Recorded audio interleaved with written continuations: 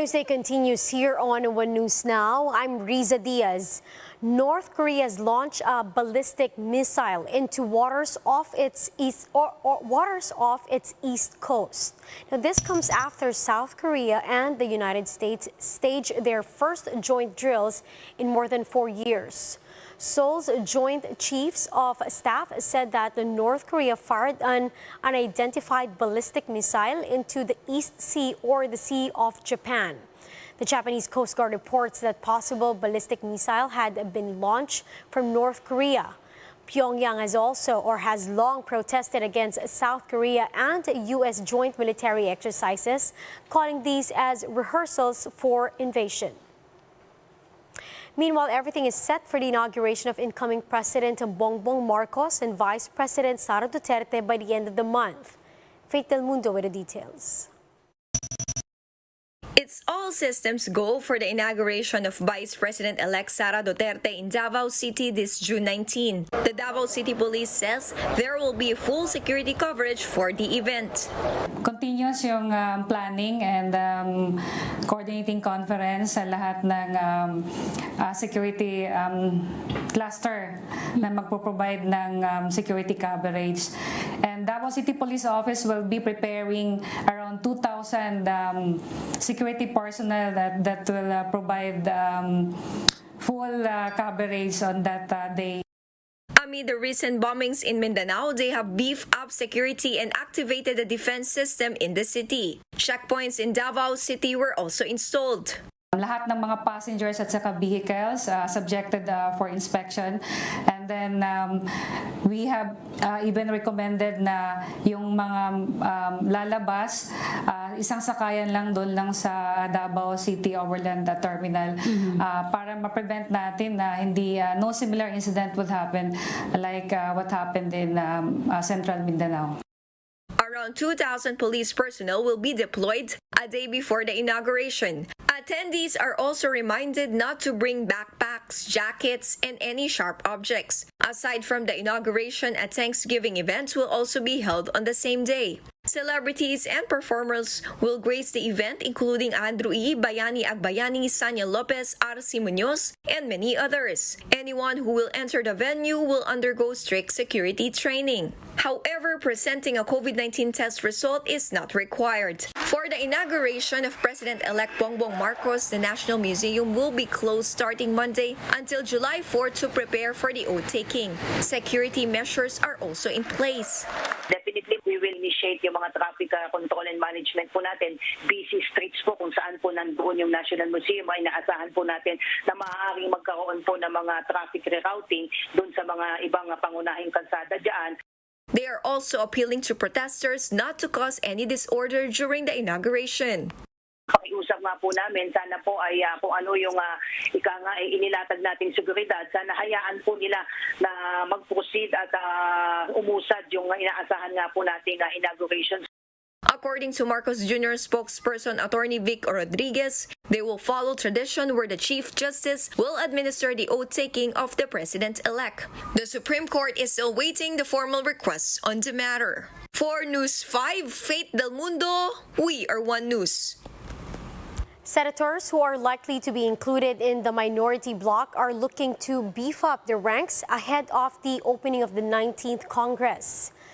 In separate interviews, Senator Risa Ontiveros and Coco Pimentel said that the strength and effectiveness of the minority bloc are measured not just by members or numbers. They said that this is also measured by the seriousness of its members in fiscalizing constructively and improving measures pushed by their majority colleagues. Ontiveros added that issues from the past should not be buried, but vowed to also cooperate with the majority bloc on the current challenges arising from the pandemic and economic crisis. They're now reaching out to possible members of the minority, but have to yet discuss who hold lead of the bloc. Meanwhile, the political party allied with President Duterte expresses its support for the incoming administration of President-elect Bongbong Marcos. The Federalismo ng Dugong Dakilang Samahan said it expects Marcos Jr. to continue the legacy projects of President Duterte. Among these are the fight against drugs, criminality, terrorism, corruption, poverty, and establish good governance. The PDDS, which branded itself as the president's national political party, vowed to pray for the success of Marcos Jr. and Vice President-elect Sara Duterte. We'll be back with more stories after the break. Keep it here on One News.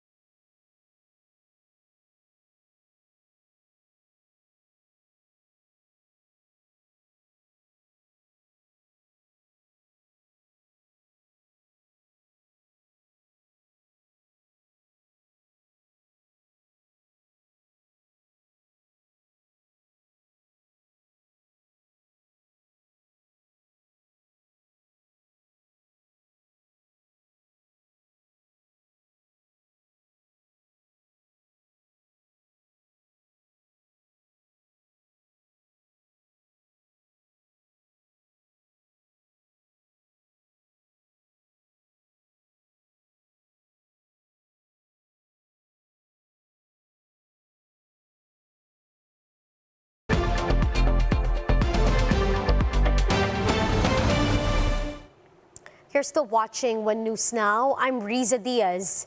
NBN ZTE deal whistleblower June Lozada will be transferred to the new Bilibid prison to serve his jail sentence after the Supreme Court upheld his conviction in a graft case. Faith Del Mundo with a story. NBN-CTE deal whistleblower June Losada was emotional after surrendering to the National Bureau of Investigation. Recall that the Supreme Court affirmed his conviction in a graft case in 2016. His brother Jose Orlando Losada is also convicted for graft. June Losada said that all he can do is pray, as he believes that his conviction is related to him testifying in the multi-million NBN-CTE deal involving former President Gloria Macapagal Arroyo. Prayer is my only refuge now. In a place like this, wala ka talaga. Is that God allows me to get out of this place and I'll prove to my children. At sa lahat pa ngayon na nanonood sa atin, na ang kabutihan hindi matatalo ng kasamaan talaga.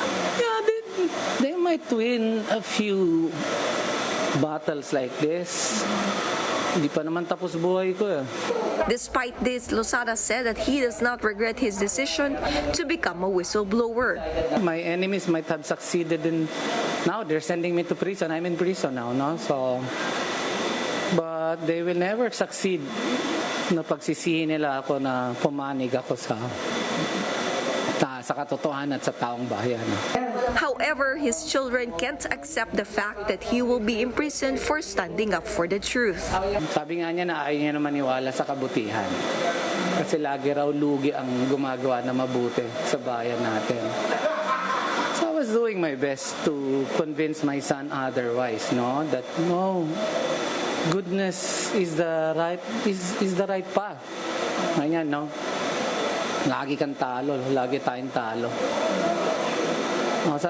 So at this point, no matter how, sabi ko na, hindi, evil will never win. Ano ba, how can you say that ikaw ang pupunta sa bilibid?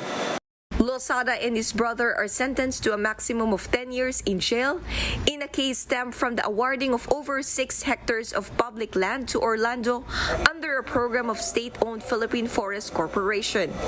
Losada was the president of PhilForest at the time. From the NBI Manila detention cell, the Losada brothers will be transferred to the New Bilibid prison to serve their sentence. For News 5, Faith Del Mundo, we are One News. Let's now take a quick look at today's other top stories. The Commission on Election is proposing a law that punishes trolls during campaign season. COMELEC has also reminded all candidates of the May polls to submit their statements of contributions and expenditures. And the PBA Season 47 opens tonight with newbie team Converge seeing their first action versus rain or shine. And those are the top stories of the hour. Join us later again at 12 noon as we continue to monitor the day's biggest stories. You can also catch One News on Signal Play app. Register for a free account now, www.signalplay.com, and stream One News live anytime, anywhere. I'm Riza Diaz. Mask on, wash hands, and stay safe, Philippines. We are One News.